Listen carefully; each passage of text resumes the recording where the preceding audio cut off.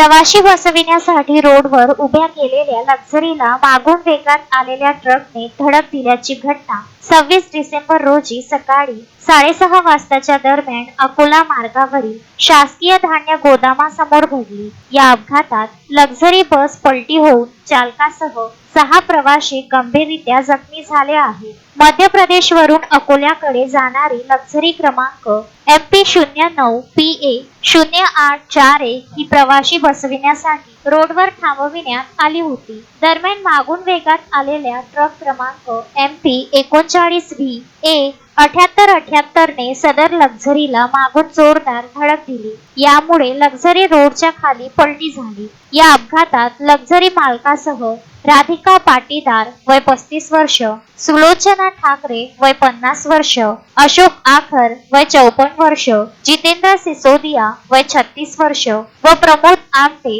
वय 40 वर्ष हे प्रवाशी जखमी झाले। त्यामुळे त्यांना उपचारासाठी खामगाव सामान्य रुग्णालयात भरती करण्यात आले आहे।